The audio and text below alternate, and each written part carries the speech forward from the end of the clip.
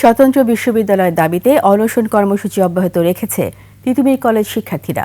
মহাখালী গুলশান সড়ক অবরোধ করে চলছে বিক্ষোভ, ফলে সৃষ্টি হয়েছে তীব্র যানজট। বিক্ষোভ চলাকালে দুই শিক্ষার্থী অসুস্থ হয়ে পড়লে তাদের হাসপাতালে পাঠানো হয়। সোহেল সামি রিপোর্ট। জেনেক্সে শিফট করো, লাইফকে লিফট করো। স্বতন্ত্র বিশ্ববিদ্যালয়ের দাবিতে তিতুমীর কলেজ শিক্ষার্থীদের অনশন তৃতীয় দিনে গড়িয়েছে। চলছে বিক্ষোভ, ফলে সৃষ্টি হয়েছে তীব্র যানজট। বৃহস্পতিবার শিক্ষার্থীদের অনশন ভাঙাতে যান মাধ্যমিক ও উচ্চশিক্ষা বিভাগের যুগ্ম সচিব নুরুজ্জামান।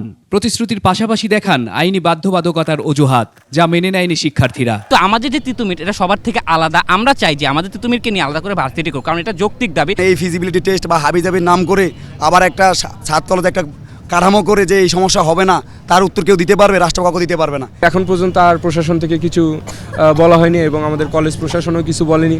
আমরা রাস্তায় আছি, আর সরকারও যদি রাষ্ট্র থেকে কোনো কিছু না করে তাহলে আমরা রাস্তায় থাকব। এদিকে টানা অনশনে সন্ধ্যায় অসুস্থ হয়ে পড়েন দুই শিক্ষার্থী, পরে তাদের হাসপাতালে নেওয়া হয়। সোহেল সামি, 21 টেলিভিশন, ঢাকা।